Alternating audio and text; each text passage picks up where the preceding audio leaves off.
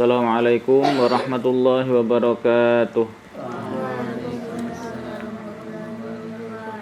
Bismillah, alhamdulillah, wassalatu wassalamu ala rasulillah, thumma amma ba'd.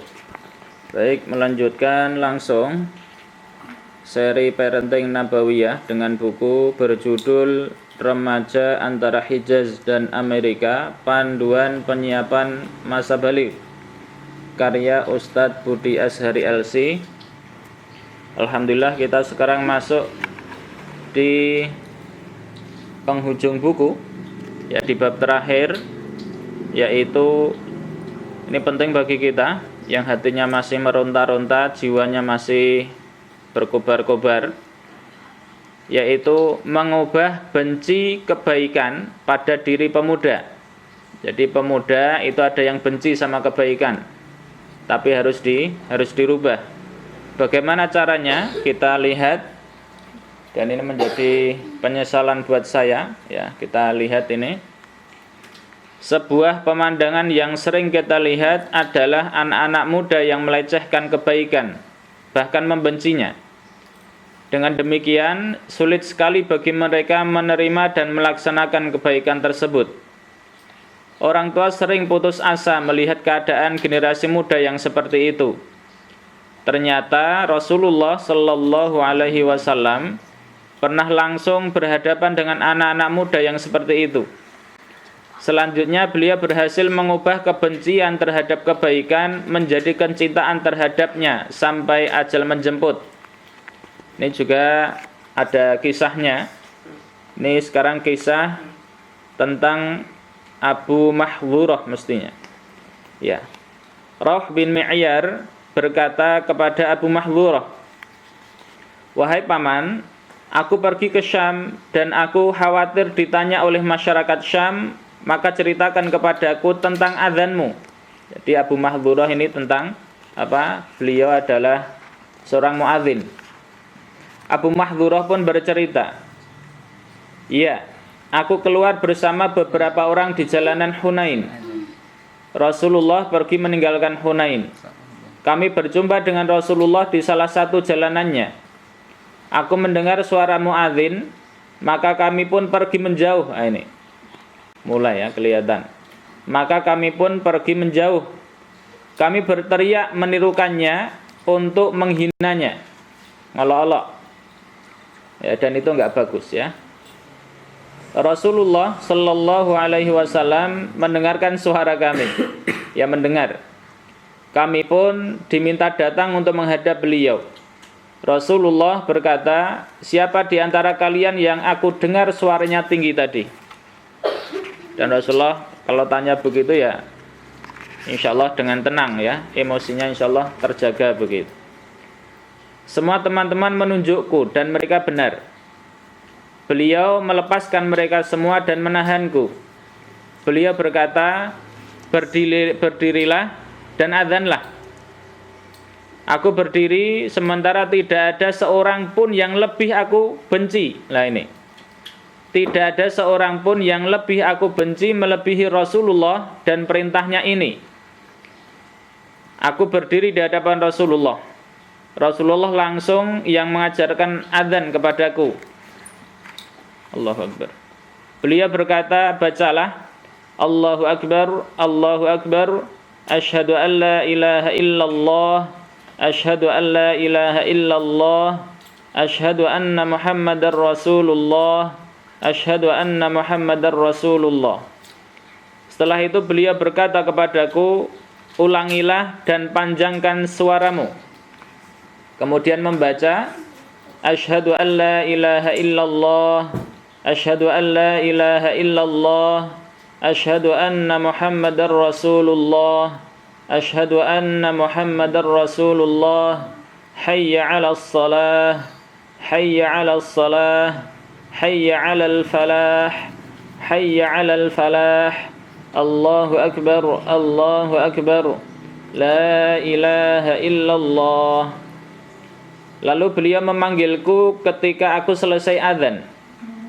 Beliau memberiku sebuah kantong yang berisi perak. Hebat, ya, langsung diberi sedekah. Rasulullah meletakkan tangannya di atas ubun-ubun Abu Mahdhurah. Dan ini yang harus dilakukan oleh orang tua kepada anaknya. Dan aslinya juga ada doanya, khusus juga ada. Kemudian doa umum juga boleh. Yang penting untuk kebaikan. Kemudian meneruskan usapannya sampai di wajahnya. Jadi kau dari ubun-ubun sampai ke wajahnya, ya sebanyak 2 kali. Selanjutnya bagaimana? Mengusap dadanya sampai ke pusar. Jadi setelah begini 2 kali, ya. Kemudian mengusap dada sampai ke pusar. Kemudian beliau berkata, ini doa, semoga Allah memberkahimu. Ya, jadi nggak ada emosi sama sekali. Aku, Abu Mahdhurah, berkata, ya Rasulullah, ini langsung sadar dianya, tunjuklah aku untuk adzan di Mekah. Jadi malah tidak seperti sebagian dari kita mungkin, kok aku tahu lah begitu. Tapi alhamdulillah sekarang sudah enggak, ya alhamdulillah, itu luar biasa. Loncatan prestasi. Ya, beliau berkata, ya, aku telah memerintahkanmu untuk itu. Hilanglah semua kebencianku kepada Rasulullah dan berubah menjadi kecintaan kepada Rasulullah. Maka aku pun pergi menemui Attab bin Usaid, pejabat Rasulullah di Mekah. Akulah yang adzan untuknya atas perintah Rasulullah sallallahu alaihi wasallam. Hadis riwayat Ahmad, An-Nasa'i, Ibnu Majah, At-Tabrani dalam Al-Mu'jam Al-Kabir. Ya. Ini kita baca pelajarannya sedikit, ya. Pelajaran yang kita ambil dari kisah ini adalah pertama, Abu Mahdhurah adalah seorang pemuda. Mbak Aisyah, Mbak Hafsah. Ya. Abu Mahdhurah adalah seorang pemuda. Usia Abu Mahdhurah saat bertemu Nabi Shallallahu Alaihi Wasallam dan diajari adzan itu adalah usia 16 tahun. Ini usianya Mas Aziz, insya Allah. Ya, Mas Aziz mungkin masih 15 ya. Setelah itu Abu Mahdhurah bertugas untuk adzan di Mekah sampai ia wafat. Kitab Ar-Raudhul Unuf karya Abul Qasim Abdurrahman As-Suhaili. Ya, ini dilanjutkan. Hunain adalah wilayah yang baru saja ditaklukkan oleh Rasulullah. Sangat mungkin Abu Mahdhurah adalah anak muda yang belum bisa menerima Islam dengan penuh dalam hatinya. Jadi belum bisa menerima Islam secara utuh di dalam hatinya. Dia tak hanya sendiri, seperti yang diceritakannya bahwa ia berjalan bersama kelompoknya, anak-anak muda di Hunain. Lah, belum duduknya Islam di hati generasi muda, maksudnya belum netapnya Islam di hati generasi muda, membuat mereka belum merasakan pentingnya berislam. Bisa jadi sebagian kita juga masih. Pentingnya sholat itu apa sih? Kalau adzan ngapain sih? Lah begitu. Sedekah ngapain sih? Lah begitu. Ya, makanya di sini butuh ilmu dan hidayah. Dan masih jauh dari kata manisnya iman. Ya, berislam saja masih ngos-ngosan, apalagi imannya begitu. Itulah yang membuat mereka sering menjauh dari ajaran Islam dan bisa jadi ada kebencian dalam hati mereka. Disinilah kita harus belajar kepada Rasulullah bagaimana melembutkan hati Abu Mahdhurah, kemudian mengikis parasit kebencian terhadap kebaikan, mengubah menjadi bibit cinta yang tertanam semakin membesar hingga akhir hidupnya. Dalam buku Maharatut Tawasul Ma'al Aulad, Kaifa Taksibu Waladak, karya Dr. Khalid bin Su'ud Al-Hulaibi, disebutkan pelajaran dari hadis di atas dengan poin-poin singkat. Kita amati di sini ada pertama penerimaan, kedua ada dialog, ketiga ada interaksi fisik, dan kemudian yang keempat adalah doa. Jadi penerimaan, jadi jangan dimarahi. Kemudian dialog, diajak bicara. Setelah itu interaksi fisik, disentuh. Ya, karena memang sentuhan itu sangat penting untuk anak-anak. Ya, dan doa. Keempat poin tersebut harus dilakukan oleh para orang tua dan guru untuk menghilangkan kebencian generasi muda terhadap kebaikan. Berikut penjelasan detailnya. Lah ini insyaallah detailnya kita baca insyaallah besok pagi, insyaallah terakhir. Lah detailnya ini ternyata dibagi menjadi 6. Yang pertama seperti tadi penerimaan, kemudian dialog.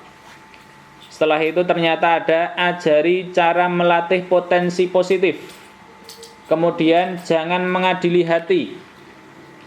5 turunlah walau jauh ke bawah. Yang keenam ada penghargaan.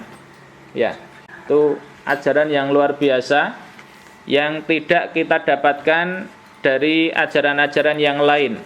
Ya insyaallah ajaran pendidikan dari Rasulullah adalah pendidikan yang paripurna, sehingga patut kita jadikan dan harus kita jadikan sebagai teladan begitu dan kita tiru. Tentunya dengan tahap karena keterbatasan ilmu dan memang kesadaran dari kita semuanya. Saling berdoa, ya mudah-mudahan kita diberi hidayah oleh Allah, ya hidayah demi hidayah, taufik demi taufik, sehingga ajaran dari Rasulullah pelan tapi pasti merasuk ke dalam jiwa kita dan kita praktekkan. Amin ya rabbal alamin. Itu mudah-mudahan ada yang bisa diambil. Kita tutup. Subhanakallahumma bihamdik asyhadu an la ilaha illa ant astaghfiruka wa atubu ilaik. Allahumma iyyaka na'budu wa iyyaka nasta'in fahdina siratal mustaqim.